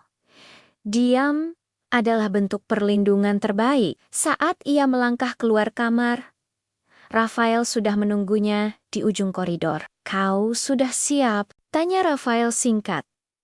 Yena mengangguk. "Siap." Tak ada ucapan selamat ulang tahun. Tak ada pelukan. Hanya tatapan cepat yang memastikan segalanya sesuai rencana di ruang makan utama. Leon dan Mikael sudah duduk. Leon tersenyum tipis. "Selamat ulang tahun, Yana." Itu satu-satunya ucapan tulus yang ia terima pagi itu. "Terima kasih," jawab Yana. Pilon. Mikael menatapnya lama, seolah ingin mengatakan sesuatu, tapi akhirnya hanya berkata, "Hari ini akan panjang. Dirimu." Kalimat itu membuat dada Yana terasa sesak, meski ia belum mengerti alasannya. Menjelang sore, tamu mulai berdatangan. Para konglomerat, pejabat tinggi, tokoh berpengaruh semua mengenakan pakaian formal terbaik mereka. Media tidak diundang secara terbuka, tapi kamera-kamera tetap mengintai dari kejauhan. Aula perjamuan bersinar seperti dunia lain. Yana kini mengenakan gaun utama, gaun putih gading dengan potongan elegan menutupi bahunya dengan renda tipis. Di lehernya tergantung kalung berlian keluarga Nantara, simbol pengakuan dan kepemilikan. Saat ia melangkah masuk ke aula, semua mata tertuju padanya. Cantik sekali. Memang pantas jadi calon nyonyan. "Sayang, bukan anak kandung." Kata-kata itu berputar di udara, beracun namun tak kasat mata. Rafael berdiri di podium, memegang mikrofon. Suaranya tenang.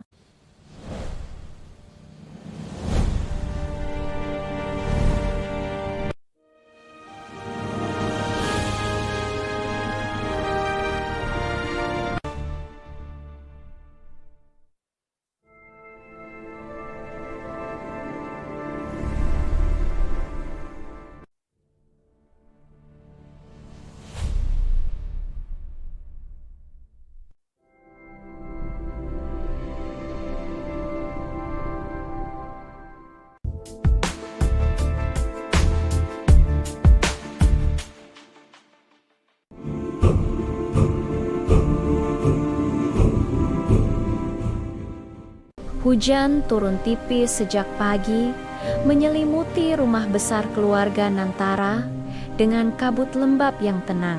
Di halaman luas yang dipenuhi pohon pinus tua, seorang gadis berdiri sendirian di bawah kanopi kaca. Tangannya menggenggam secangkir teh hangat, tapi uapnya tak mampu mengusir dingin yang merambat hingga ke dadanya. Namanya Yena Nantara. Sejak kecil, Yena sudah terbiasa dengan kesunyian yang tak diucapkan. Ia tidak pernah benar-benar ingat wajah orang tuanya. Yang ia ingat hanyalah suara hujan malam itu, sirina ambulans yang menjauh, dan tangan kecilnya yang digenggam erat oleh seorang pria muda dengan mata merah kak tertuanya. Sejak hari itu, hidup bukan lagi miliknya. Ia dibesarkan oleh 3 kakaknya Rafael Nantara yang dingin, tegas, dan selalu menjadi pengambil keputusan. Leo Nantara yang lembut di luar, namun penuh perhitungan. Dan Mikhail Nantara yang paling muda di antara mereka. Hangat, protektif, dan terlalu mudah terluka. Mereka bukan sekadar kakak bagi Yana. Mereka adalah dunia. Keluarga Nantara adalah keluarga besar dengan sejarah panjang kekayaan turun-temurun. Pengaruh politik dan bisnis yang mengakar di berbagai sektor. Namun di balik dinding marmer dan pintu-pintu kayu mahal, ada satu rahasia yang semua orang tahu, tapi jarang disebut. Yana bukan anak kandung. Ia adalah anak yang diambil. Tidak ada yang tahu persis bagaimana Yana masuk ke keluarga itu. Ada yang bilang, iya, kerabat jauh. Ada yang berbisik, ia hanya titipan. Namun bagi 3 kakaknya, Yana adalah sesuatu yang lebih berharga dari sekadar darah. Sejak kecil, Yana tumbuh di bawah pengawasan ketat. Ia belajar etika, bisnis, seni, dan politik. Sejak usia belia, segala geraknya diawasi. Setiap pilihannya dipertimbangkan. Ia tidak pernah bebas, tapi ia juga tidak pernah kekurangan apapun. Dan yang paling penting, ia dicintai. Setidaknya begitu yang ia yakini. Setiap pagi, Rafael memastikan jadwalnya tertata sempurna. Leon mengajarinya berbicara di depan umum dan membaca situasi sosial. Mikhail selalu menjemputnya sepulang sekolah, memastikan tidak ada yang menyakitinya. Yena tumbuh dengan keyakinan sederhana. Selama aku patuh, aku akan selalu menjadi bagian dari keluarga ini. Keyakinan itu bertahan hingga ia berusia 17 tahun. Pada usia itu, Yena mulai mendengar bisikan-bisikan halus di balik pintu tertutup. Kata-kata seperti masa depan, aliansi, dan pertunangan mulai sering terdengar di ruang rapat keluarga. Awalnya Yena tidak mengerti, hingga suatu malam Rafael memanggilnya ke ruang kerja. Duduk, kata Rafael singkat tanpa menoleh dari berkas-berkas di mejanya. Yena duduk dengan punggung tegak. Seperti yang selalu diajarkan, jantungnya berdegup lebih cepat dari biasanya. Kau sudah cukup dewasa, Lan Rafael. Sudah waktunya kau tahu posisi dan tanggung jawabmu. Leon berdiri di dekat jendela, sementara Mikhail bersandar di dinding. Ekspresinya sulit dibaca. Keluarga ini membutuhkan stabilitas. Rafael melanjutkan, dan kau Al adalah kunci dari itu. Yena menelan ludah. Maksud kakak Rafael akhirnya menatapnya. Tatapan itu tajam, penuh perhitungan. Bukan tatapan seorang kakak pada adiknya, melainkan seorang pemimpin pada aset penting. Kau akan bertunangan setelah ulang tahunmu yang ke-18. Dunia Yanas akan berhenti. Dengan siapa? Tanyanya lirih. Tak ada jawaban langsung. Leon mengalihkan pandangan, Mikhail mengepalkan tangan, dan di sanalah Yena mulai menyadari sesuatu yang selama ini ia abaikan. Cinta keluarga Nantara selalu memiliki harga. Sejak malam itu, hidup Yana berubah menjadi hitungan mundur. Gaun-gaun mulai berdatangan. Etika perjamuan kembali diasah. Setiap geraknya diawasi lebih ketat. Senyumnya harus sempurna, sikapnya harus tanpa celah. Namun di balik semua itu, Yena tidak memberontak karena ia tidak punya hak. Ia bukan anak kandung. Ia tidak boleh memilih. Hari tahunnya semakin dekat. Rumah besar itu mulai dihias. Undangan dicetak dengan tinta emas. Media diam-diam sudah diberi bocoran tentang peristiwa penting keluarga Nantara. Namun satu hal yang tidak diketahui, Yana adalah takdir telah menyiapkan kejutan yang akan menghapus seluruh posisinya dalam satu malam. Dan hujan pagi itu yang turun lembut di halaman rumah adalah pertanda awal kehancuran yang belum ia sadari. Yena mengangkat cangkir tehnya, menatap pantulan wajahnya di kaca. Wajah seorang gadis yang selalu patuh, selalu tersenyum, selalu siap digantikan tanpa tahu bahwa hidupnya akan segera direnggut oleh seseorang yang bahkan belum pernah ia temui. Pagi itu, rumah keluarga Nantara terbangun lebih awal. Dari pelayan berlalu lalang sejak fajar, membawa baki perak, rangkaian bunga segar, dan kotak-kotak berisi perhiasan mahal. Aula utama yang biasanya dingin dan sunyi kini dipenuhi kilau kristal, kain sutra, dan aroma bunga lili. Putih bunga yang selalu dianggap melambangkan kemurnian dan kepatuhan.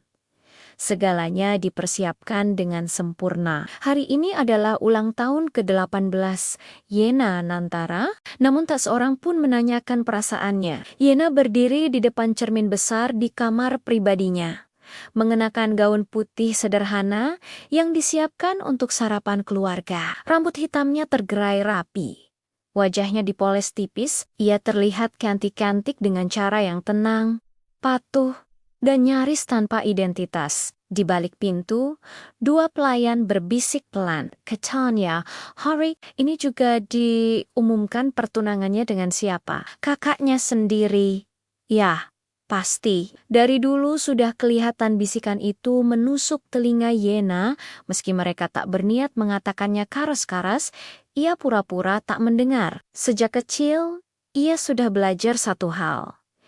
Diam adalah bentuk perlindungan terbaik. Saat ia melangkah keluar kamar, Rafael sudah menunggunya di ujung koridor. "Kau sudah siap?" tanya Rafael singkat.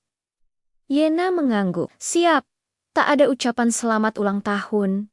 Tak ada pelukan. Hanya tatapan cepat yang memastikan segalanya sesuai rencana di ruang makan utama. Leon dan Mikael sudah duduk. Leon tersenyum tipis. "Selamat ulang tahun, Yana." Itu satu-satunya ucapan tulus yang ia terima pagi itu. "Terima kasih," jawab Yana. Pilon. Mikael menatapnya lama, seolah ingin mengatakan sesuatu, tapi akhirnya hanya berkata, "Hari ini akan panjang. Dirimu." Kalimat itu membuat dada Yana terasa sesak, meski ia belum mengerti alasannya. Menjelang sore, tamu mulai berdatangan. Para konglomerat, pejabat tinggi, tokoh berpengaruh semua mengenakan pakaian formal terbaik mereka. Media tidak diundang secara terbuka, tapi kamera-kamera tetap mengintai dari kejauhan. Aula perjamuan bersinar seperti dunia lain. Yana kini mengenakan gaun utama, gaun putih gading dengan potongan elegan menutupi bahunya dengan renda tipis. Di lehernya tergantung kalung berlian keluarga Nantara, simbol pengakuan dan kepemilikan. Saat ia melangkah masuk ke aula, semua mata tertuju padanya. Cantik sekali. Memang pantas jadi calon nyonyan. "Sayang, bukan anak kandung." Kata-kata itu berputar di udara, beracun namun tak kasat mata. Rafael berdiri di podium, memegang mikrofon. Suaranya tenang.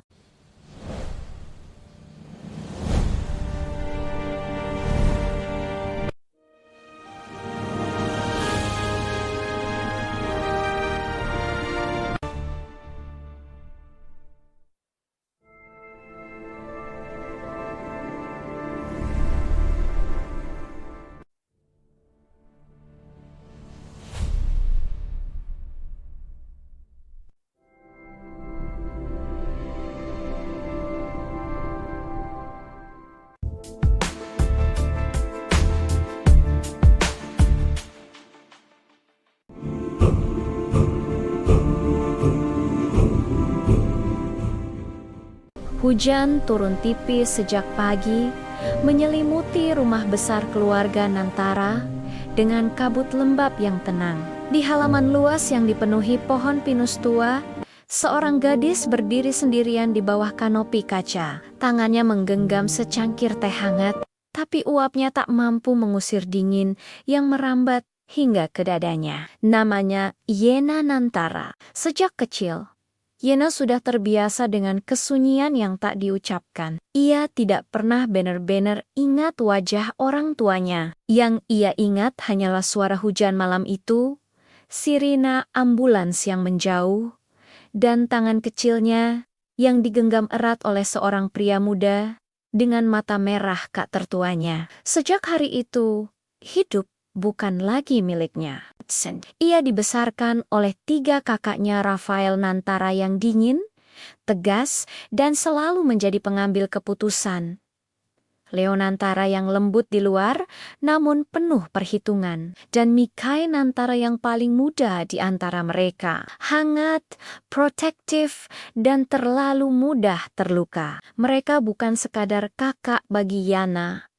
Mereka adalah dunia. Keluarga Nantara adalah keluarga besar dengan sejarah panjang kekayaan turun-temurun. Pengaruh politik dan bisnis yang mengakar di berbagai sektor. Namun di balik dinding marmer dan pintu-pintu kayu mahal, ada satu rahasia yang semua orang tahu, tapi jarang disebut. Yana bukan anak kandung. Ia adalah anak yang diambil. Tidak ada yang tahu persis bagaimana Yana masuk ke keluarga itu. Ada yang bilang, iya, kerabat jauh. Ada yang berbisik, ia hanya titipan. Namun bagi 3 kakaknya, Yana adalah sesuatu yang lebih berharga dari sekadar darah. Sejak kecil, Yana tumbuh di bawah pengawasan ketat. Ia belajar etika, bisnis, seni, dan politik. Sejak usia belia, segala geraknya diawasi. Setiap pilihannya dipertimbangkan. Ia tidak pernah bebas, tapi ia juga tidak pernah kekurangan apapun.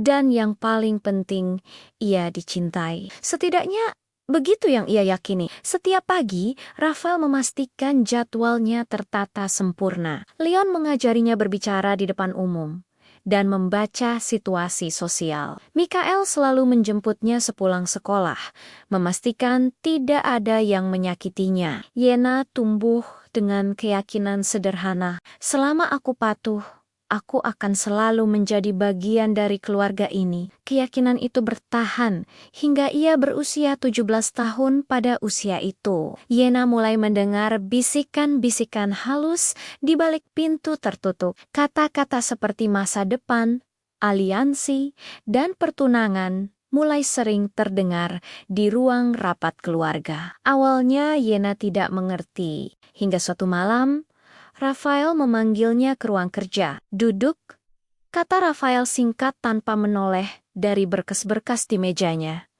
Yena duduk dengan punggung tegak. Seperti yang selalu diajarkan, jantungnya berdegup lebih cepat dari biasanya. Kau sudah cukup dewasa, Lan Rafael. Sudah waktunya kau tahu posisi dan tanggung jawabmu. Leon berdiri di dekat jendela, sementara Mikhail bersandar di dinding.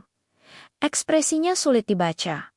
Keluarga ini membutuhkan stabilitas. Rafael melanjutkan, dan kau Al adalah kunci dari itu. Yena menelan ludah. Maksud kakak Rafael akhirnya menatapnya. Tatapan itu tajam, penuh perhitungan. Bukan tatapan seorang kakak pada adiknya, melainkan seorang pemimpin pada aset penting. Kau akan bertunangan setelah ulang tahunmu yang ke-18.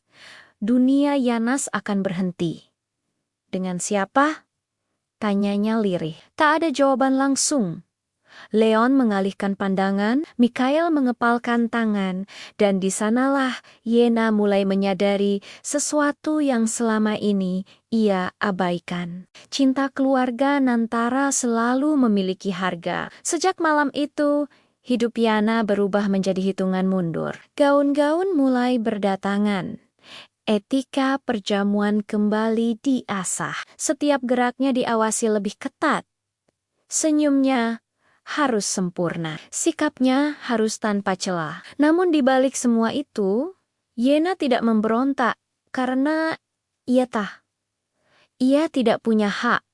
Ia bukan anak kandung. Ia tidak boleh memilih. Hari tahunnya semakin dekat. Rumah besar itu mulai dihias.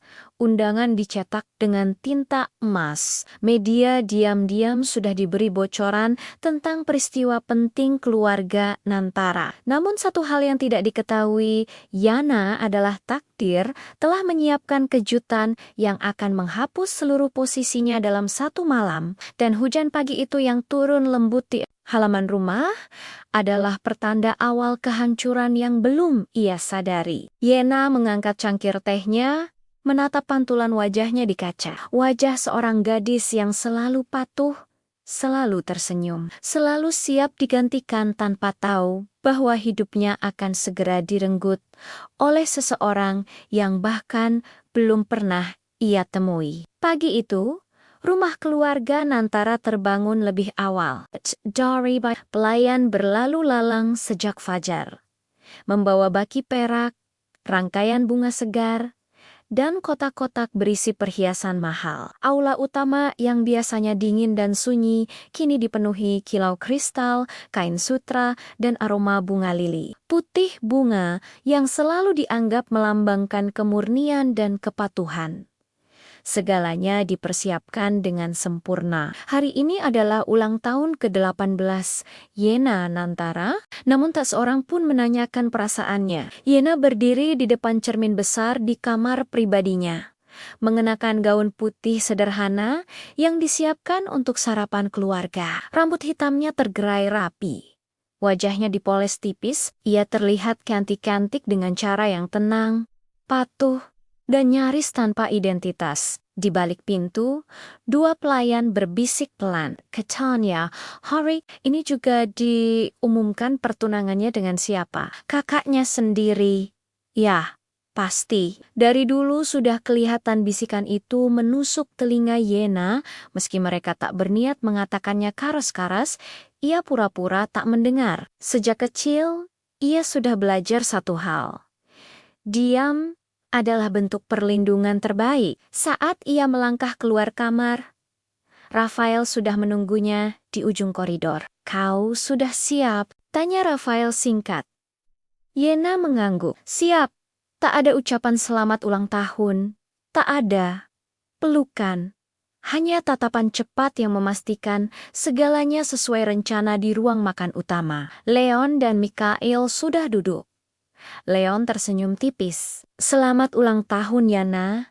Itu satu-satunya ucapan tulus yang ia terima pagi itu. "Terima kasih," jawab Yana. Pilon. Mikael menatapnya lama, seolah ingin mengatakan sesuatu, tapi akhirnya hanya berkata, "Hari ini akan panjang. Dirimu." Kalimat itu membuat dada Yana terasa sesak, meski ia belum mengerti alasannya. Menjelang sore, tamu mulai berdatangan. Para konglomerat, pejabat tinggi, tokoh berpengaruh semua mengenakan pakaian formal terbaik mereka. Media tidak diundang secara terbuka, tapi kamera-kamera tetap mengintai dari kejauhan. Aula perjamuan bersinar seperti dunia lain. Yana kini mengenakan gaun utama, gaun putih gading dengan potongan elegan menutupi bahunya dengan renda tipis. Di lehernya tergantung kalung berlian keluarga Nantara, simbol pengakuan dan kepemilikan. Saat ia melangkah masuk ke aula, semua mata tertuju padanya.